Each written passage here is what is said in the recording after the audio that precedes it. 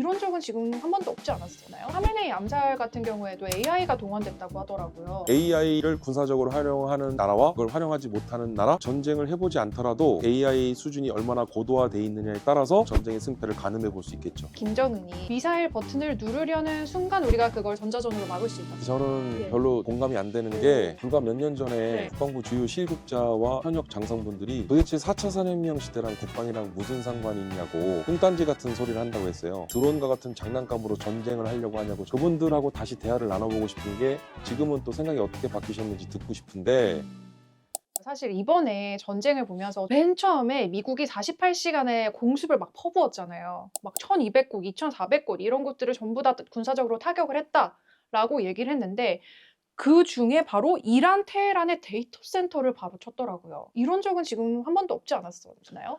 2022년 2월 네. 우크라이나와 러시아 간의 전쟁이 벌어졌을 때 러시아군이 가장 먼저 타격한 게 우크라이나에 있는 주요 통신 시설이나 통신 기지들 이런 곳을 타격했어요. 통신 시설이나 통신 기반 시설들을 타격하고 났더니 이게 또 소용이 없었잖아요. 그러니까 네. 러시아의 입장에서는 우크라이나의 지휘부의 지휘 통신 체제를 마비시킴으로써 우크라이나군이 제대로 된 군사작전을 못하도록 하려고 타격을 했는데 막 스타링크 띄워지고 스타링크 띄우고 네. 데이터들이 주고받고 하니까 네. 이게 일종의 학습 효과가 된 거죠. 통신 시설도 때려야 되지만 데이터 센터까지 다 무력화시켜야 된다는 거다. 기존에는 적의 주요 통신 시설이나 통신망, 통신 기지 등을 타격하는 게 교과서적인 교리였는데 이제는 여기 하나 추가된 거죠. 이번에 그래서 데이터 센터를 무력화시키니까 그게 좀 효과가 있었나요? 그러니까 이제 그거는 전쟁이 지금 진행 중인 상황이니까 이란에 어느 정도 그런 타격이 있었는지는 전쟁이 끝나고 나면 이에 대한 이제 분석이 나올 것인데 저는 분명히 중대한 타격을 미쳤을 거라고 그렇게 바라보고 있습니다. 이번에 하메네이 암살 같은 경우에도 AI가 동원됐다고 하더라고요. 클로드 시스템을 활용했죠. 예를 들어서 클로드 AI 시스템 하나면 정보 장교 200명, 300명이 하는 오랜 기간 소요되는 일을 불과 몇 시간 만에 해냈더라는 거예요. 이게 AI를 군사적으로 활용하는 나라와 그걸 활용하지 못하는 나라, 그리고 잘 활용하는 나라와 잘 활용하지 못하는 나라는 이제는 이게 꼭 전투가 벌어지고 전쟁을 해봐야 되는 게 아니라 이제 전쟁을 해보지 않더라도 이 군사적 AI 수준이 얼마나 고도화돼 있느냐에 따라서 전투와 전쟁의 승패를 가늠해 볼 수 있겠죠. 이제 시뮬레이션도 다 가능하겠어요. 그렇죠. 거의 전쟁의 끝까지 AI 시뮬레이션을 통해서 가볼 수 있겠어요. 그래서 이번에 어떤 현대 전쟁의 좀 패러다임의 주요 변곡점이 될 거라고 보여지는 게 네.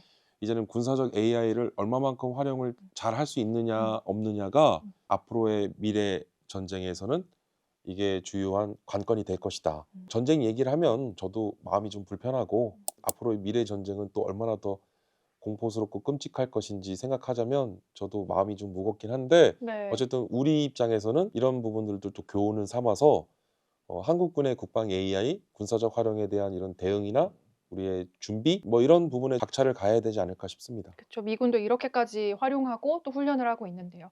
근데 정확하게 이 클로드가 어디까지 가능하다라고 나온 것들이 있나요? 이번 미국과 이란 간의 전쟁 딱 한 2년 전에 이스라엘과 하마스 간의 전쟁이 있었어요. 이스라엘 IDF라고 하는 이스라엘 디펜스 포스 처음으로 공표를 합니다. 전장에서 우리가 AI 활용을 했다. 그러면서 발표했던 게 라벤더 시스템이라는 게 있었는데 이 라벤더 시스템은 군사적인 어떤 지휘관의 보조적 결심을 위한 정보를 제공해주고 수집하는 역할을 했어요.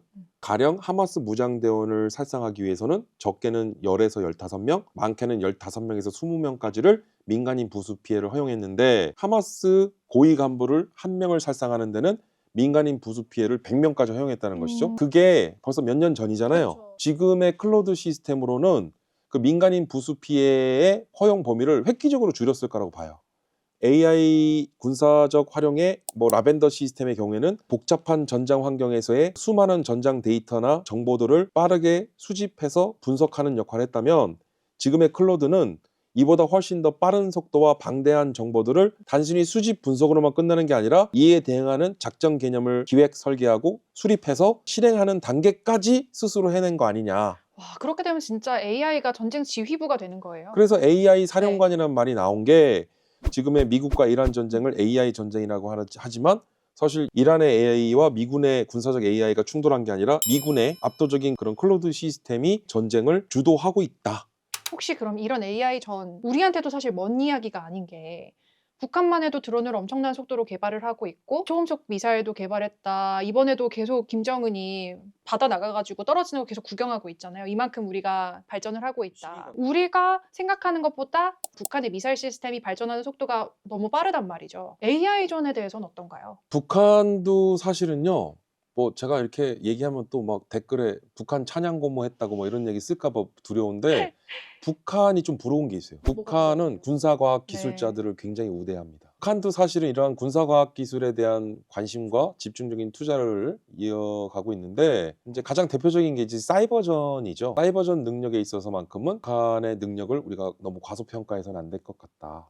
그럼요. 뭐 요즘 뭐 네. 비트코인도 다 털어가고. 그래서 지금 보면 발전하고 우리가 있죠. MDO라고 하는 다영역 작전, 멀티 도메인 오퍼레이션이라는 개념이 있거든요. 다영역이라는 건 뭐냐? 육상과 해상, 공중을 의미했거든요. 지금은 이 멀티 도메인 오퍼레이션이라고 하는 다영역 작전이 한 단계 더 진화돼서 미국과 이란 전쟁에서는 올 도메인 오퍼레이션이라고 하거든요. 기존의 육상과 해상, 공중이라고 하는 3차원 공간을 4차원 내지 이제 5차원 공간까지 전장의 공간을 확장했어요. 이제 AI 기술이 또 접목이 되고 그리고 더 나아가서는 뭐 대기권 밖에 우주에 이르기까지 처음 이게 나온 개념이 중국 인민해방군의 그 현역 공군 대령 2명이 미래전은 어떤 양상으로 갈 것인지에 대해서 연구를 시작합니다.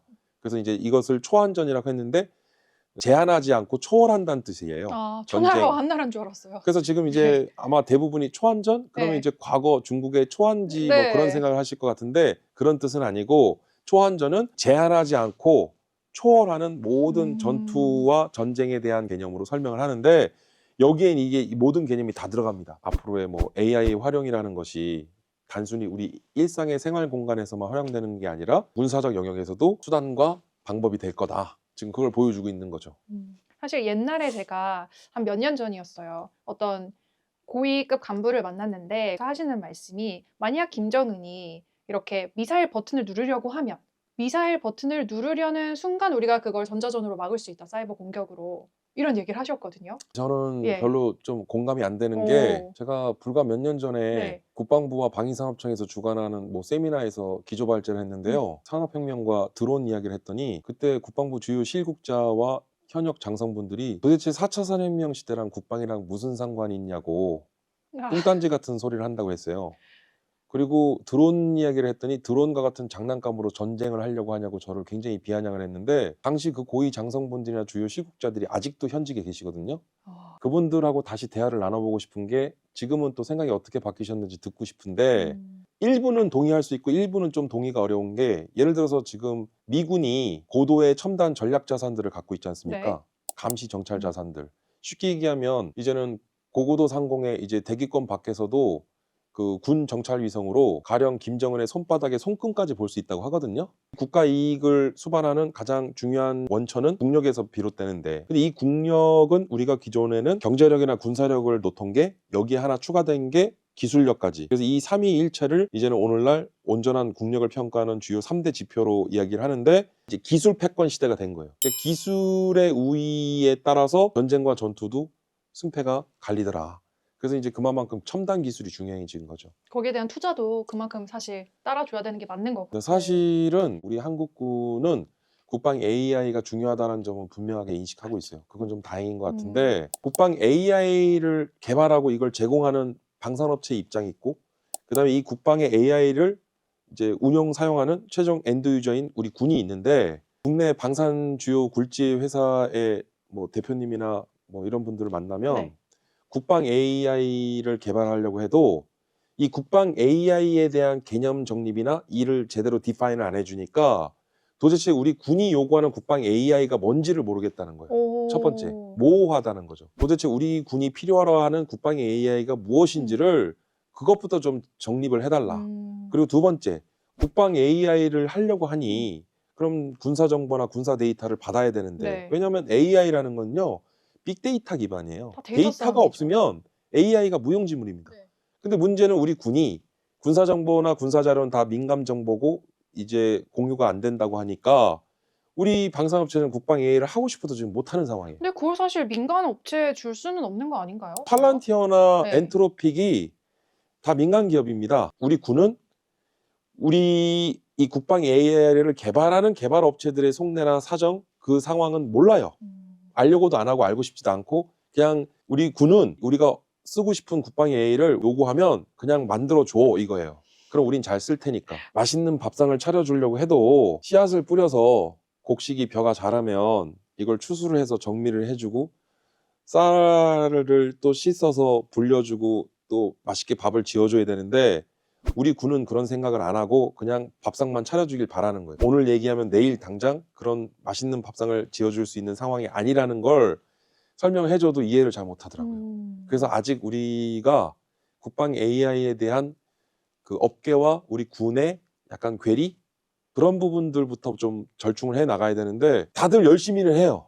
업계는 열심히 하려고 하고 또 국방부나 또는 우리 각군도 열심히 하려고 각자 열심히 하는데 이게 좀 전사적인 노력이 좀 통합돼야지만 시너지가 나는데 지금 이걸 전혀 못하고 있다. 그래서 업계와 우리 국방부나 우리 군 이런 것들을 좀 이렇게 조율하고 최적화하기 위한 협의체나 협의기구 또는 그런 노력들이 집중적으로 투사돼야 되는 게 아닌가. 그러면은 엔트로픽 같은 경우는 민간 기업인데 민간 기업이 군용으로 AI 시스템을 같이 개발을 한 건가요? 미국 국방부랑? 엔트로픽이 이번 이란 미국 전쟁 전에는 일반인들이 처음 들어보는 생소한 업체였을 거라는 거죠. 그리고 클로드 시스템이라는 것도 이번에 처음 공개했잖아요. 근데 엔트로픽은 이제 팔란티어가 투자를 해서 성장한 기업인데 근데 사실 팔란티어도 보면 미국 중앙정보부인 CIA가 인큐텔이라고 하는 벤처 캐피탈 자금을 투입해서 성장한 배경이 있습니다. 네. 팔란티어는 그것도 미국 중앙정보부인 CIA의 집중적인 투자와 지원을 받아서 성장한 회사라는 거예요. 그리고 다시 또 팔란티어가 지원을 해서 엔트로픽을 또 키웠고 그리고 엔트로픽과 팔란티어가 결국은 이번 이란전에서 클로드라고 하는 AI 플랫폼을 공개하면서 세간의 집중적인 관심을 받게 됐는데 엔트로픽은 이제는 이런 군사적으로 활용되는 살상용 어떤 군사 무기화되는 것에는 참여하지 않겠다라고 하면서 미 전쟁부와 약간 발을 세웠어요. 네. 그래서 트러블이 생겼어요. 팔란티어도 미국 정부 지원을 받았고 그런 팔란티어의 후광을 입어서 엔트로픽이 이제 성장했고 그리고 그런 또 클로드 시스템이 만들어진다는 것도 엔트로픽도 자기들이 개발해 놓고서 이렇게 사용될 걸 몰랐다?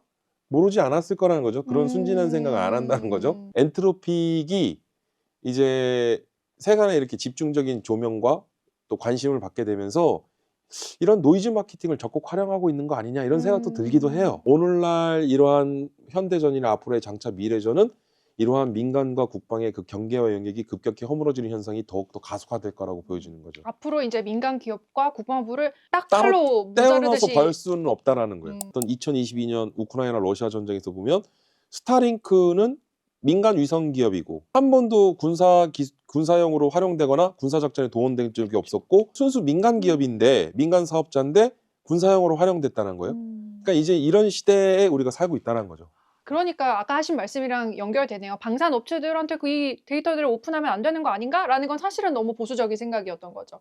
네. 그 말씀도 맞고 네. 시대적 변화와 환경 흐름이 바뀌고 있으니까 이런 부분에 대한 우리가 고민을 좀 해야 된다는 거예요. 이제 어떤 그런 민간 기업에 대한 어떤 참여나 그다음에 그 정보의 허용이나 또는 군사적 활용이나 이런 군사 기술을 접목해서 운용하는 데 있어서의 어떤 룸을 만들어주거나 그런 패스를 열어주거나 이제 하나하나 뭔가 좀 컴팩트하게 이제 앞으로 정리되어 갈 것이라고 보여지는데 우리로서는 한 번도 이런 전쟁은 없었고 이런 시도도 없었고 이런 생각도 안 해봤으니까 이란과 미국 간의 전쟁을 통해서 우리도 향후에 이제 전원 분석이 이루어지고 이에 대한 많은 교훈과 시사점 관련 함의를 전문가들이 하겠지만 좀 깊이 있는 고민이 필요하다는 거죠. 그래서 우리 일반 구독자분들께서도 아 그냥 다른 나라의 저 먼 나라의 전쟁이나 또는 그런 상황이구나 이렇게 생각하실 게 아니라 이를 통해서 우리가 좀 고민해보고 우리가 생각해 볼 수 있는 그런 부분에 대해서도